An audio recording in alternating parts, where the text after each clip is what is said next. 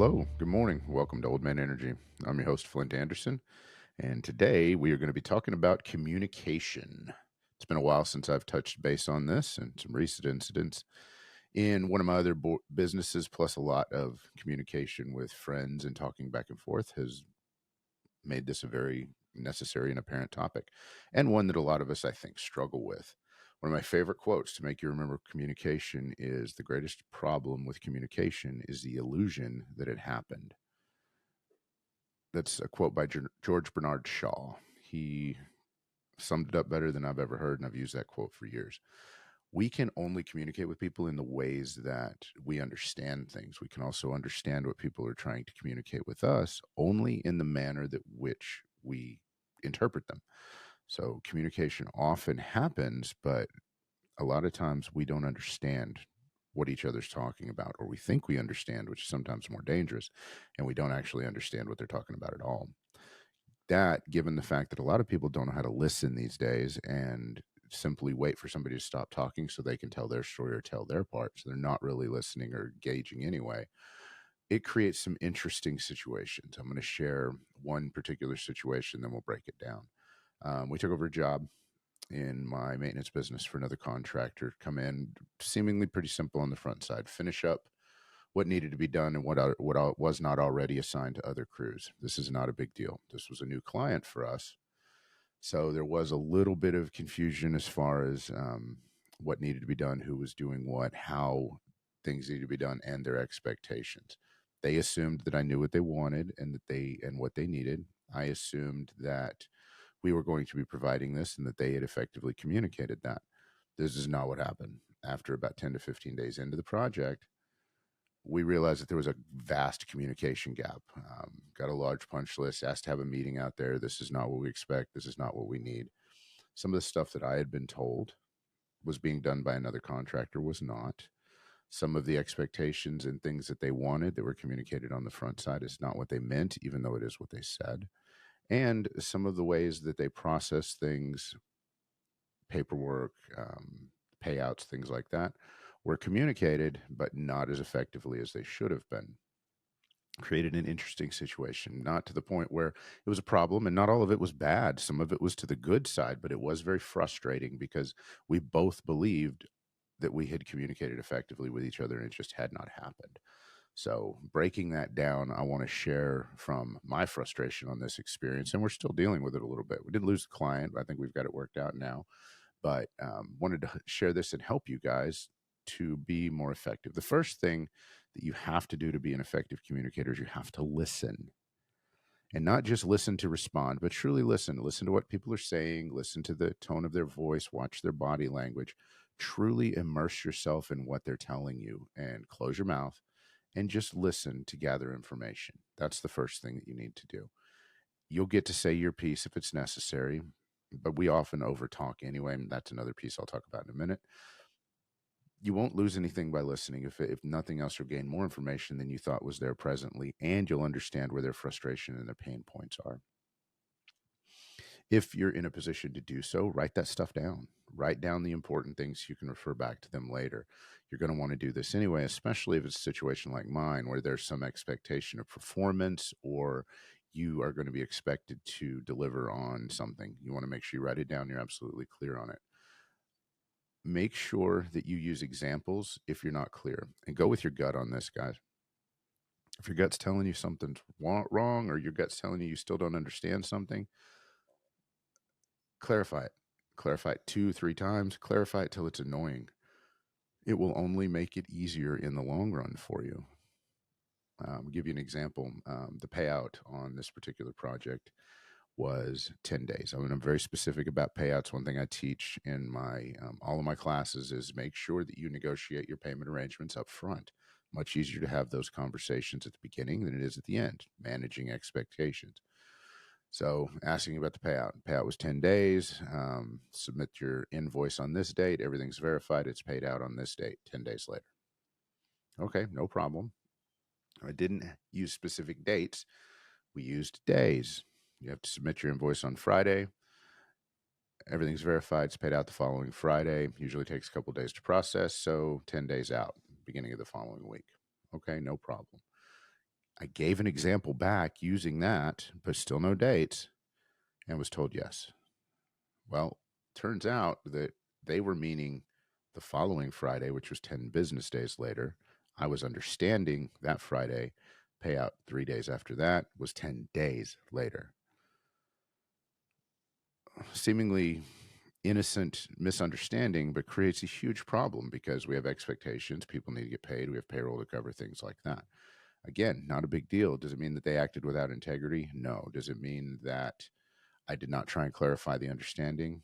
No, I did try and clarify the understanding, but it wasn't specific enough. And as a result, I wasn't super comfortable with it until finally I clarified it again after we were in the middle of it. It just was, whose fault was that?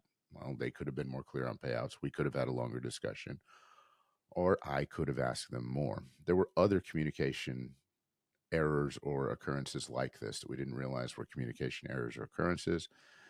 And some of them I wrote down, some of them I didn't.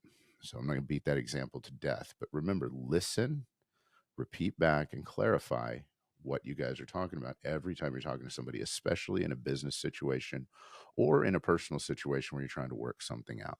Always pay attention to what the other person is saying, clarify, and make sure you understand. And one thing that none of us really do enough is we don't ask enough questions and then honestly listen to the answer. So you honestly start off listening to them.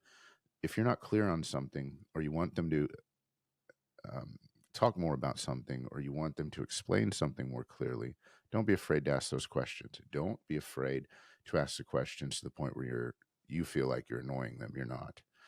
Asking pointless questions, the same question repeatedly, asking a question, not listening to the answer, those things are annoying. But asking true heartfelt questions, trying to understand where the other party's coming from and what the other party's doing, is not annoying. That if they get annoyed with that, that's a problem with them. That's not a problem with you.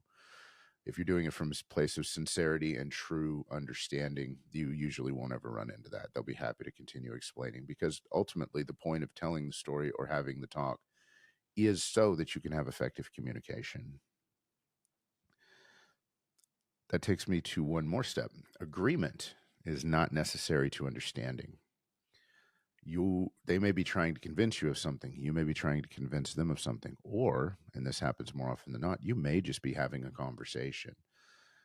And your points of view may be very different, may be drastically far apart. That's okay. You don't necessarily need to convince them of anything. You might, but the harder you try and convince them that they're wrong, the less they're going to listen.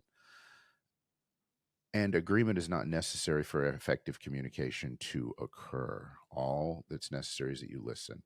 You can tell them you disagree with them, but you don't have to hate them. You don't have to be aggressive about it. You don't have to try and talk them into anything. You just tell them.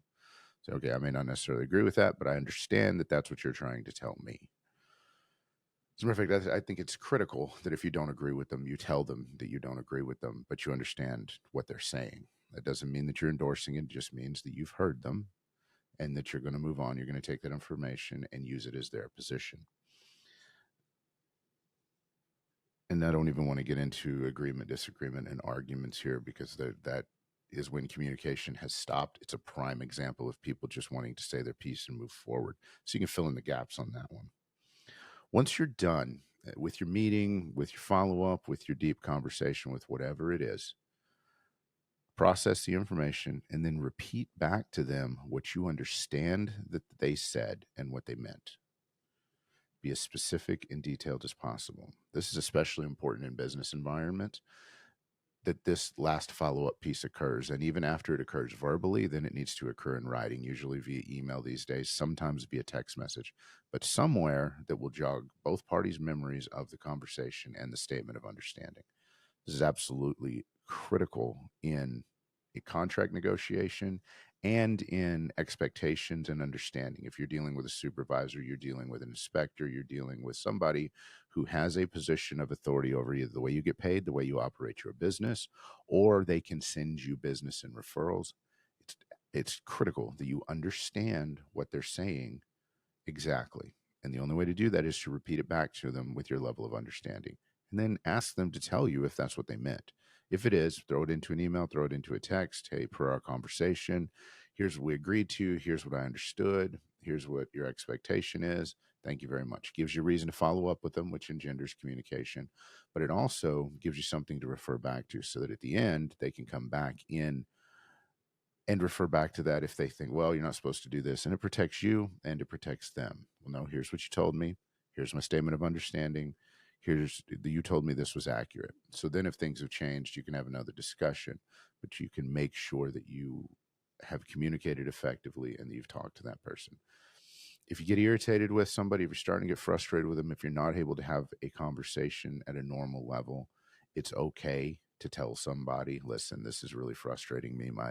I'm not giving you the attention that I should be giving you. I need to calm down a little bit, and make sure you let them know it's not about them. It's about you. And look, this is not you. I'm the one that's getting frustrated here. I need to calm down. Can we table this for however long, 10 minutes, 15 minutes, 30 minutes? Can we pick it back up tomorrow? Whatever you need to calm down and to make sure that you have the ability to clear your head and you continue to listen. Because as soon as you start getting irritated, you stop listening and start anticipating what they're going to say, and you're already mad about it and they haven't even finished. So have rules of engagement is what we call them in our house. Have them negotiated ahead of time. Meetings are easy. We're going to table this. We're going to pick it back up. We do say that at our house quite often. It's important that you have a specific date and time that you're going to pick that back up. Otherwise, you're just sweeping stuff under the rug, and that creates a whole nother mess. I hope these tips help with effective communication. I know you don't always start out with this, and sometimes when you realize it, you're already in a quagmire of a mess. But the good news is just like any other situation in life, you can just draw a line and start immediately. Is it the best time to start? Not necessarily. Best time to start is when you begin any particular conversation. But it is better than not doing it all or just letting stuff fall apart and letting that communication not effectively occur. So I'm in the middle of that right now. I am drawing that line. Some people call it putting your foot down, but I'm not really putting my foot down. I'm just drawing a line saying, okay, here's the expectation. We didn't communicate effectively before, and acknowledging it allows everybody to take a sigh of or a deep breath or a sigh of relief and go, okay, well, at least it's not just me. And then putting the statement of understanding. Here's what I understand you mean on this. Here's what I understand you mean on that. Any of this stuff.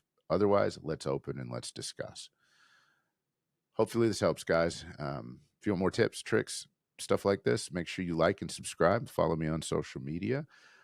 Hit the bell button for notifications here on YouTube. We're going to be having some bonus content coming out here. And I know you have seen an increase in my shorts here recently. Also, check out the links below.